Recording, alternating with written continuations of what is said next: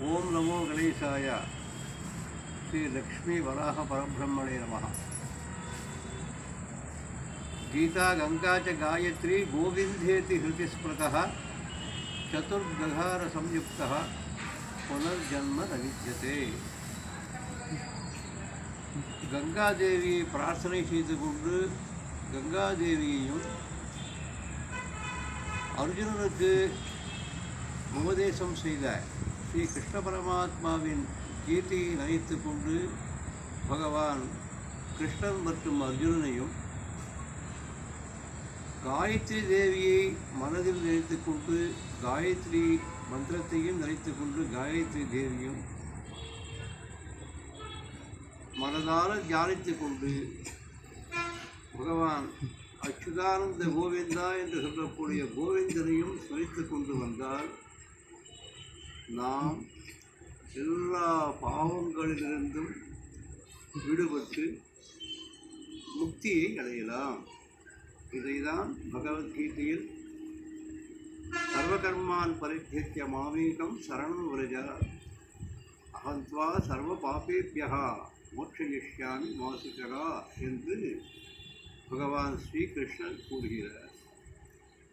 இந்த நான்கு ககாரங்களும் கீதை, காயத்ரி, கங்கை, கோவிந்தன் என்ற 4 ககார அக்ஷரத்தை கொண்ட பதங்களும் ஒவ்வொன்றும் நாம் இந்த பூமியில் செய்து வரும் அனைத்து விதமான பாவங்களையும் போக்கடிக்கக்கூடியதாகும்.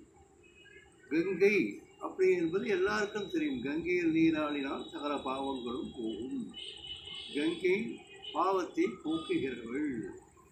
கீதை, பகவத்கீதையை நாம் உணர்ந்து கொண்டு அனுசரித்து வருவோமானால் எல்லா விதமான பாவங்களையும் அகற்றப்பட்டு பகவான் ஸ்ரீ கோவிந்தனை அடையலாம். மூன்றாவதாக காயத்ரி. காயத்ரியா பரம் மந்திரம் நமாது பரதெய்வத்தம்.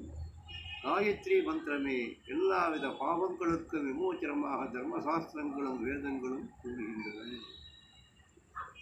கோவிந்தன் பகவான் அச்சுதானந்த கோவிந்தா என்ற 3 பதங்களும் கோவிந்தன் பரமாத்மாவான ஸ்ரீ கிருஷ்ண பரமாத்மாவை குறிக்கும் மந்திரங்களாகும். இதிலே கோவிந்தன் என்ற பெயர் மிக மிக மிக உத்தமமானதாகும். எல்லோரும் கோவிந்தநாம சங்கீர்த்தனம் என்று கூறுவது போல் கோவிந்தனை நாம் எப்பொழுதும் ஆராதித்துக் கொண்டு வர வேண்டும்.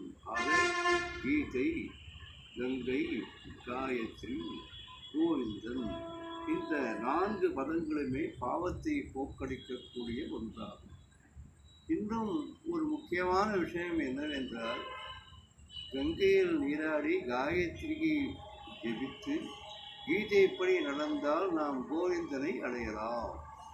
இந்த 4 ககாரங்களும் நமக்கு எப்பொழுதுமே முக்தி நிலையை அடைய வழி சொல்வதாகும். கூட இந்த ககாராட்சரம் மகாகணபதிக்கும் உரியது. ஓம் கம் கணபதியே நமஹ. ஆக இந்த ககாராட்சரத்தை கொண்ட 4 மகாகணபதியின் ககாரம் 1, 5ஐயும் நாம் நித்தியப்படி ஜபித்து வந்தால் போதும். காயத்ரி மந்திரம் உபதேசிக்கப்பட வேண்டியது மிகவும் துர்லபமாகும். கங்கைக்கு போய் ஸ்நானம் செய்ய வேண்டியது அதுவும் கஷ்டமான ஒரு காரியமாகும். கீதையை படித்து அனுசரிக்க வேண்டியது அதுவும் சாதாரண மக்களுக்கு துர்லபமாகும். கோவிந்தநாம சங்கீர்த்தனம் ஒன்றே கோவிந்தனை நாம் அடைய ஒரு வழியாகும்.